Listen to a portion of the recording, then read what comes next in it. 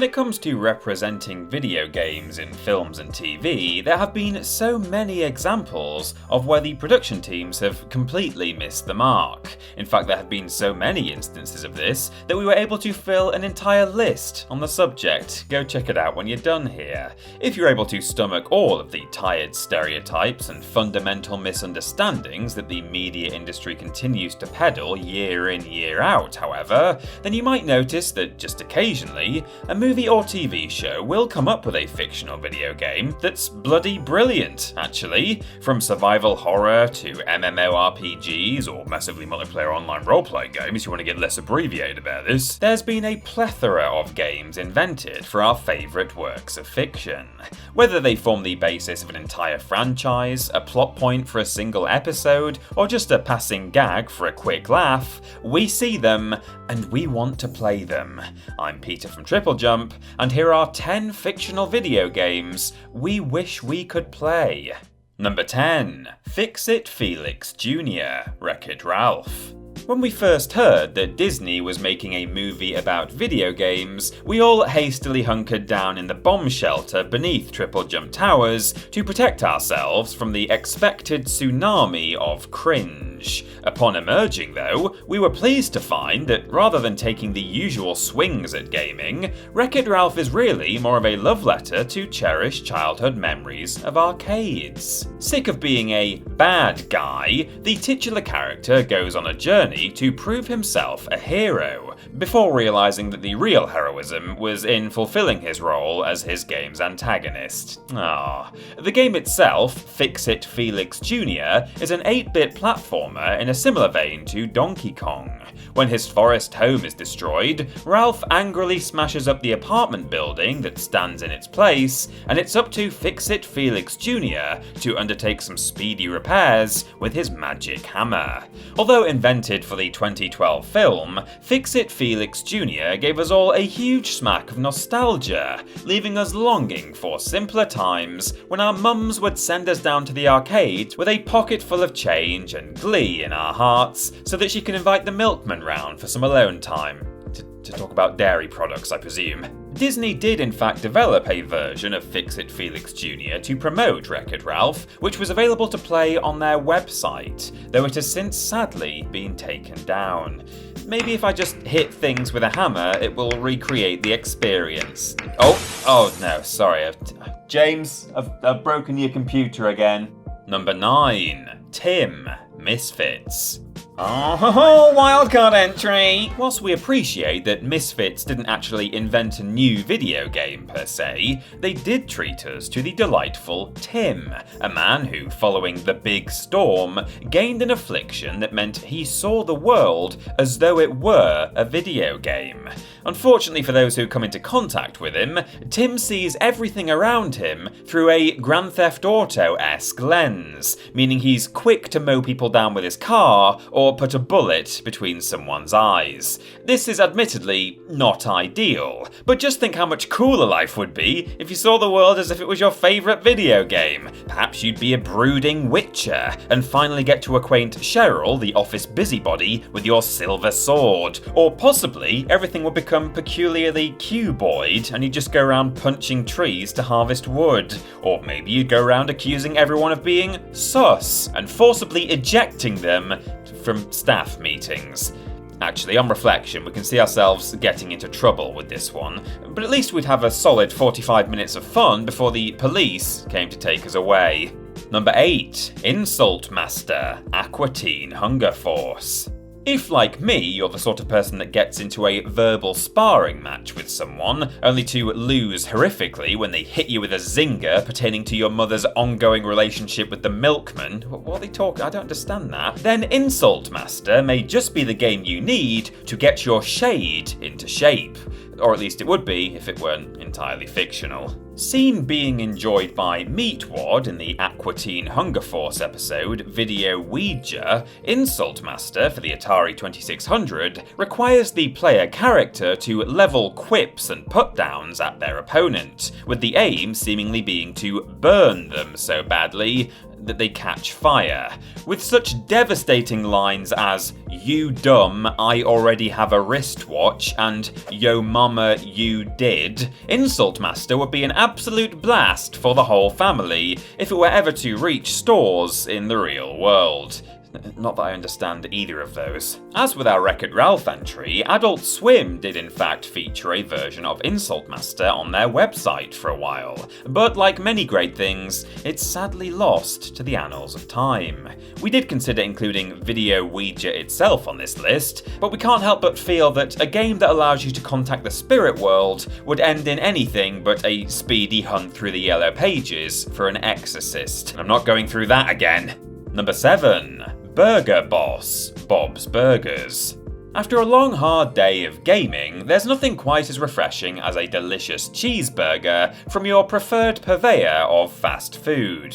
What would be even better than that, though, would be to combine our love of video games and ground beef-filled sandwiches without getting ketchup all over our controllers. Enter Burger Boss, the 8-bit side-scrolling platformer at the centre of the Bob's Burgers episode of the same name. It's a simple premise: guide the little pixelated chef through a variety of levels, dispatching anthropomorphic condiments and foodstuffs with a simple whack of your spatula. Watch out for those dastardly ketchup and mustard bottles, though. If they get hold of you, it's game over. It's colourful, infuriating, and as Gene rightly points out, the chiptune soundtrack that rings out from the cabinet is a real bop. It's unclear whether the aim of the game is to accrue as many points as possible before you die, or to rescue Princess Mayonnaise as implied by a hallucinating Bob. Either way though, should a Burger Boss machine ever come to fruition, you can be sure we'll be down our local arcade on the regular, funneling our hard-earned dollary-doos into the game, and trying to wipe Peter Sucks off the scoreboard. Who did that? Number 6. Cock Goblin, Code Monkeys. Despite only running for 2 seasons back in the late 2000s, Code Monkeys gave us more wonderful fictitious games than we could shake a joystick at, including gems like Ninja Robot Pirates and Cowboys vs Nazis. The pitch that we'd really love to see go into production, however, came from the 3rd episode of the show's 2nd series. When CEO Larity asks the Gamervision team for new ideas, medieval fantasy fanatic Todd suggests a game about a heroic rooster goblin demi-beast creature called Cock Goblin.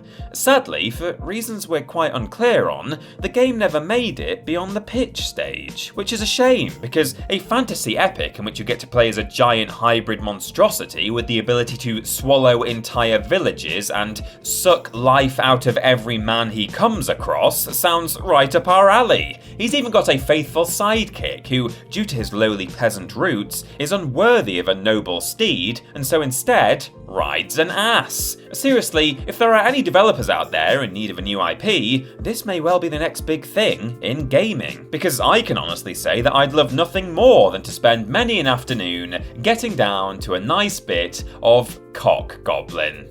It's what? I don't understand what you mean. Number 5. Stay Alive, Stay Alive. We'd like to preface this entry by saying that Stay Alive is not a good movie. It holds a dismal score of 10% on Rotten Tomatoes, the narrative is nonsensical, and Frankie Muniz's character unironically wears an upside-down visor, for crying out loud.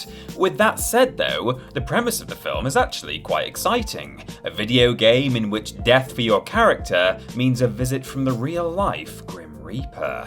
Throughout the movie, a wholly unlikable group of friends is slowly picked off one by one as they fail to succeed at the creatively titled Stay Alive. Set in a spooky old mansion, players must explore the dark corridors and rooms to uncover its secrets, all the while pursued by creepy ghost kids and the Countess Elizabeth Bathory, an actual real-life serial killer that was thought to have murdered as many as 650 people.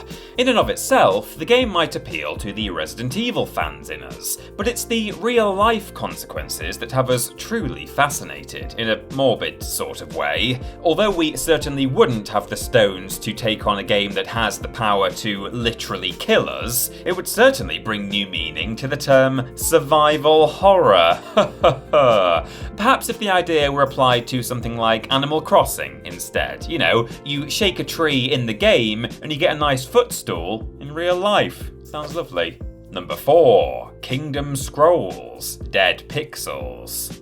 Fans of MMORPGs will know just how time-consuming they can become if you happen to find one you can really sink your teeth into. Whether you're into JRPGs, science fiction and intergalactic space travel, or a bit of sword and sorcery, there's an MMO somewhere out there for you. One such game that we wish we could get on board with is Kingdom Scrolls, the online role-playing sensation at the heart of Channel 4's sitcom Dead Pixels. Featuring heavily throughout the series, Kingdom Scrolls allows players to create and customize their own character, seemingly allowing them to pick from a wide variety of races before heading out into the world and adventuring, and maybe never putting it down again. The game is so addictive, in fact, that all 3 of the main characters have their lives completely consumed by it, which leads us to the conclusion that it must be a masterpiece of the genre, and therefore we just have to play it. Players can team up to fight battles, raid dungeons, or simply live vicariously through their avatars, doing all of the things they're just too scared to do in real life, like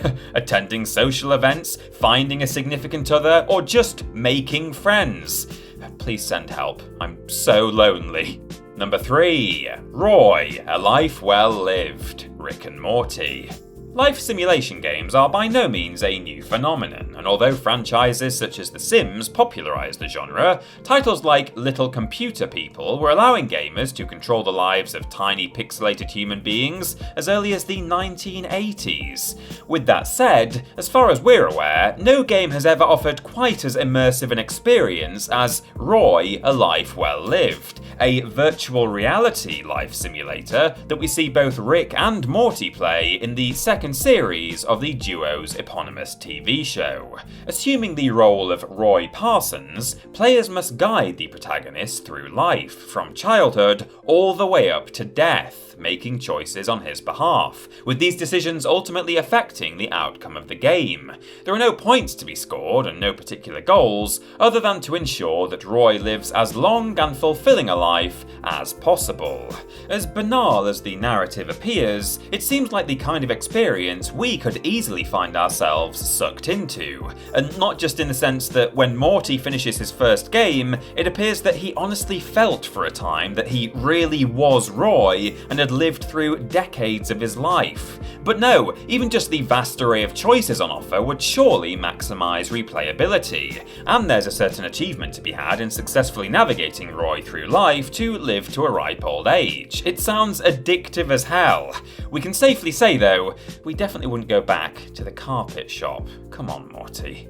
Number 2. Journey to the Centre of Hawkthorne. Community. None of us at Team TripleJump has yet reached the age where we really need to consider what will happen to all of our stuff after we die, but having watched a fair amount of Community over the years, we feel we could do worse than take the same approach as Pierce's dad, Cornelius. Upon his death in Season 3, it's revealed that Cornelius hasn't left a will and testament as such, and instead, Pierce and his friends must play an 8-bit video game in order to lay claim to the inheritance. The side-scrolling platformer gives no instruction throughout, so the learning curve is incredibly steep, and dying sends you all the way back to the beginning. After a few deaths, however, it's fairly simple to work out the controls, level up your character to unlock new abilities, and purchase weapons and armour. Admittedly, Cornelius's vision, which is based on his own prejudiced beliefs, is incredibly problematic, but the idea of leaving everything we own to whoever can best a video game that we've created is at least an intriguing one, and almost makes us feel better about the thought of our own mortality. Now, which one of you wants my Spyro onesie? Oh, you better get practicing. And number 1, Grand Theft Walrus, the Simpsons movie. Since their debut in 1989, Matt Groening's Bright Yellow family has delighted gamers the world over with an absolute parade of fictional video games, most of which are played for a quick laugh. From Kevin Costner's Waterworld, which costs 40 quarters and allows players to take only a single step before it's game over, presumably developed by EA, to Dash Dingo, a parody of Crash Bandicoot featuring a Crocodile Dundee-inspired Dingo, there truly have been some real gems. The title that particularly piqued our interest, however, came not from the Simpsons' long-running TV series, but from their 2007 big screen debut. Whilst on the run in Alaska, Homer heads to a bar and entertains himself with the arcade game Grand Theft Walrus, clearly a parody of, you guessed it, Saints Row. You can, I'm sure, see the appeal. The protagonist is a leather jacket-wearing, gun-toting walrus, not unlike our own beloved Billy Ray, who goes around presumably stealing cars, running over pedestrians, and shooting penguins. Also, not unlike our own beloved Billy Ray. It couldn't be more perfect if myself and Ben Potter had dreamed it up ourselves. Is the whole concept dafter than trusting the construction of your town's monorail to Lyle Lanley? Oh, of course it is, but would we play the heck out of it regardless? You bet your stupid sexy Flanders ass we would.